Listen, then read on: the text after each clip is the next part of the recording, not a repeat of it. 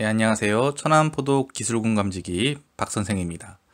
샤인머스카시 품질 넘어 품격을 위한 재배 매뉴얼 네 번째 시간을 가져보도록 하겠습니다.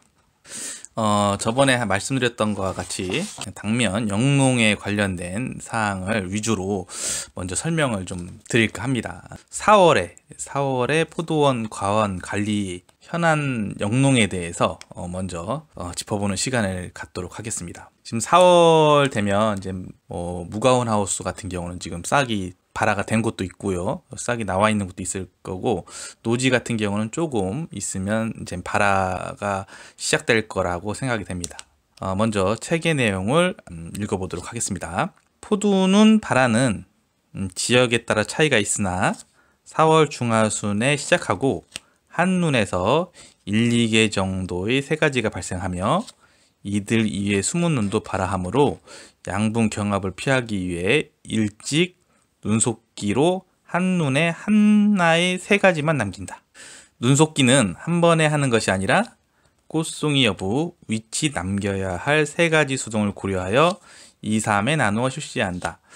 네, 발화가 되면 가장 중요한 작업이 이제 신초 속기죠. 눈속기, 신초 속기가 가장 중요한 작업입니다. 요 기술에 대해서 알아보도록 하겠습니다. 발화는 포도눈이 발화는 최하, 발화, 전엽, 출수의 과정으로 진행하고 눈이 부풀어 오르면서 인편이 벗겨지고 갈색으로 변하면서 연한 붉은색이 눈이 약 10에서 20%가 되었을 때가 발화기임.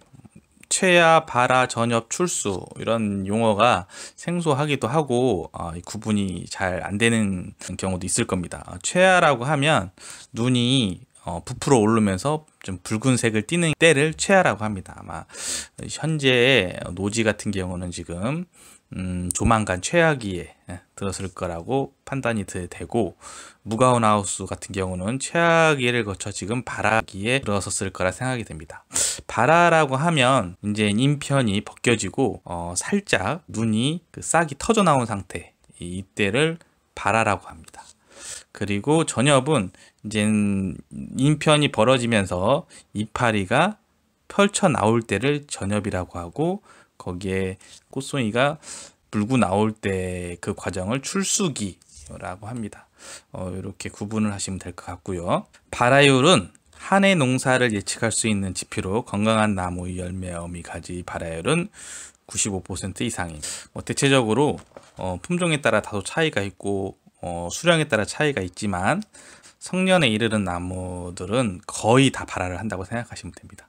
그리고 2년생, 그러니까 전년에 심은 나무 같은 경우 비료가 과하거나 나무의 생육이 너무 도장되거나 그럴 때는 발화가 안 되는 경우도 있습니다. 그래서 샤인머스캇 같은 경우는 2월에서 3월 초순경에 아상 처리를 실시해서 발화율을 높이는 그런 작업이 선행되어야 합니다.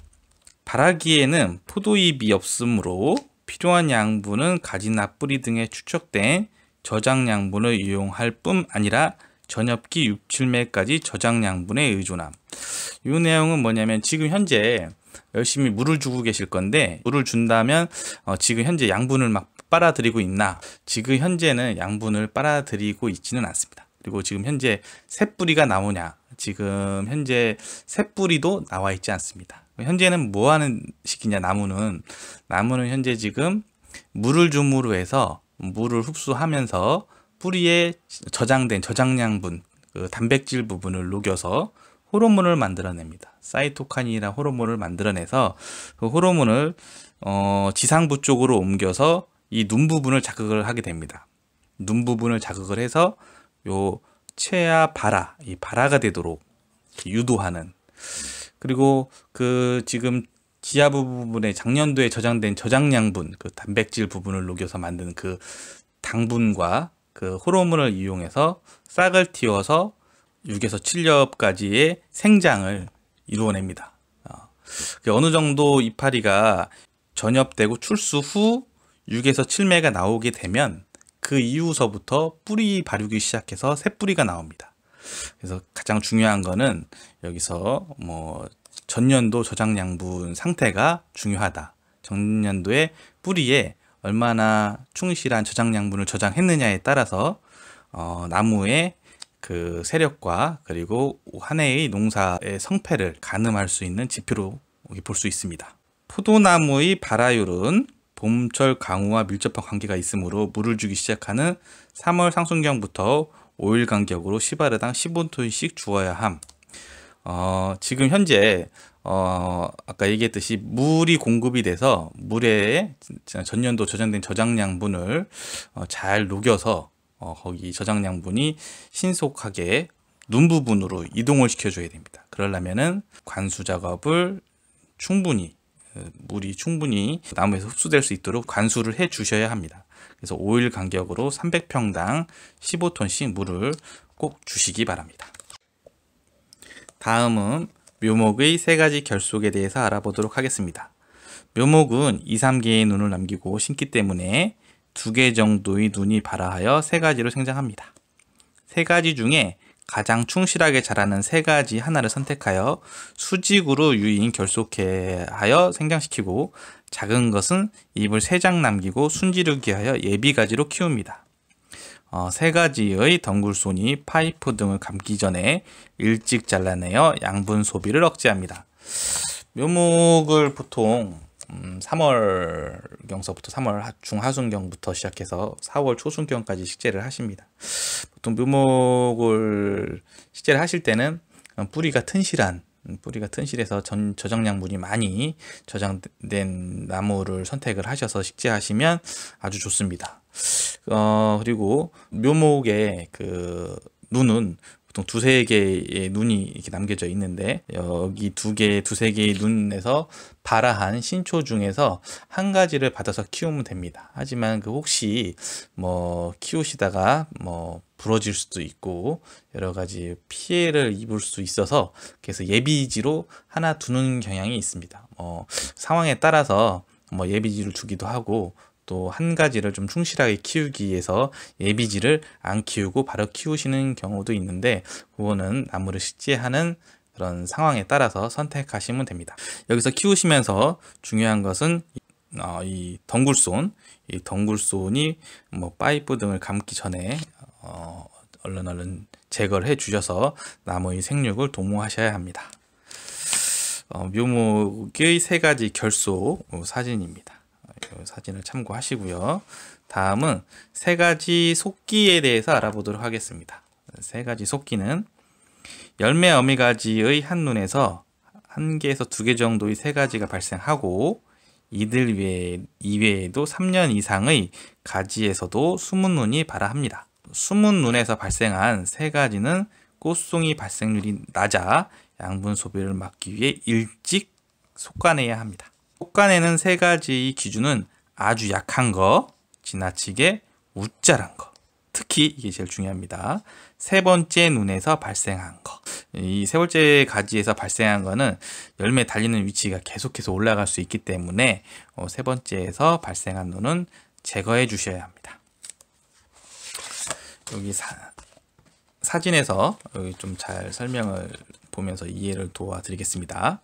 먼저 아까 한눈에서 하나에서 2개, 3가지의 신초가 나올 수 있습니다. 그 중에서 한 가지 신초만 받고 나머지는 제거해 주시는 게 좋습니다. 만약에 눈과 눈 사이가 너무 멀리 떨어져 있는 경우에는 이 한 눈에서 2개의 신초를 받아서 채우기도 하는데, 적정한 거는 한 눈에서 1가지의 신초를 받아 키우는 것이 나무의 생육에 좀 더 유리합니다. 그리고 3번째 눈, 아까 얘기했듯이 이 3번째 눈의 가지는 제거를 해 주셔야 됩니다. 이 3번째 눈의 가지는 이게 계속 이 가지의 생장 부위가 자꾸 올라가기 때문에 최대한 낮은 곳에서 발생한 눈을 이용하시는 게 열매 가지가 계속 높아지는 것을 예방할 수 있습니다. 그리고 이 신초를 솎아내실 때 주간 부위 끝부분과 꺾이는 부분, 이 부분에서 눈이 강하게 발화하는 경향이 있습니다. 그래서 혹시 이게 강하게 발화해서 나오는 신초 부분은 제거해 주시는 게 다른 눈이 균일하게 자라는 데 큰 도움을 줍니다. 이 한두 가지, 한두 눈이 먼저 나와가지고 한참 크게 되면 그거를 농가분들은 제거하는데 큰 부담이 있는 것 같습니다. 근데 이걸 제거해 주셔야 다른 가지들이 이렇게 똑고르게 자랄 수 있습니다. 균질한 포도를 생산하시려면 신초가 균일하게 자라는 게 하나의 기술입니다. 다음은 이 휴면병까지만 알아보고 오늘 시간을 마치도록 하겠습니다. 휴면병이라 하면 뭐 동해라고 생각하셔도 됩니다. 휴면병은 보통 심은 후 2, 3년 후에 어린 나무 위주로 3년병이라고 해서 불리는데, 비료가 많아서 과번무된 도장된 나무의 경우, 포도나무의 경우에 특히 이런 휴면병이 발생을 해서 눈이 발아하지 않는 경향이 생깁니다. 특히 샤인마스카트 같은 경우 2년생에서 눈이 발아하지 않는 경우가 많이 있는데, 그 이유는 너무 많은 비료를 주거나 도장에서 키운 나무의 경우에 이렇게 눈이 발아하지 않는 이런 경향이 생깁니다. 3년생에서도 너무 과번무해서 똑같이 2년생과 같이 3년생에서도 너무 과도한 비료가 들어가거나 아니면 도장에서 키우게 되면 휴면병이 생길 수 있습니다. 휴면병이라는 게 뭐냐면, 휴면병 증상은 발아기에 눈이 트지 않거나 트더라도 정상적인 세 가지 자람새에 비해 생육이 현저히 떨어지거나 불균이라는 거를 이제 휴면병이라고 하는데, 뭐 동해라고 보시면 됩니다. 심한 경우 원줄기 또는 원가지의 미세한 틈에서 수액이 흘러 검은색으로 산화되거나 갈라져 지상부가 말라 죽음. 이런 경우는 지금 물을 열심히 주고 계시면 물이 흡수돼서 지하부에서 지상부로 이제는 호르몬과 수분을 이렇게 올려보내게 됩니다.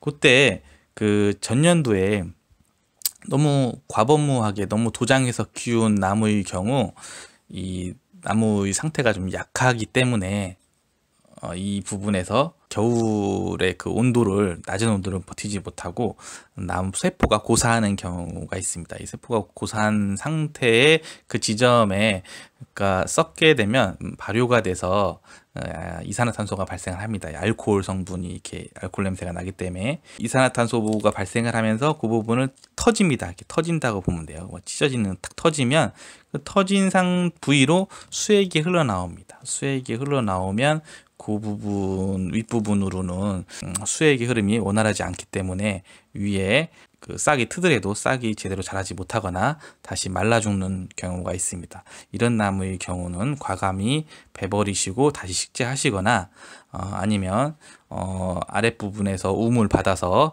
다시 키우시는 방법을 택하는 게 좋습니다. 발생 원인은 아까 포도나무 사이의 거리가 너무 좁거나 질소질 비료를 많이 주어 세 가지가 웃자라거나 늦게까지 생장하여 수체 내 탄수화물 저장량분이 부족으로 발생을 한다, 이런 내용입니다. 특히 질소질 비료가 과다하게 들어가는 경우 특히 이런 그 휴면병이 발생할 가능성이 아주 높습니다. 다음 장에도 내용이 있는데 시간이 길어지는 것만큼 네 번째 시간은 이것으로 마치도록 하겠습니다. 청취해 주신 여러분 진심으로 감사드립니다.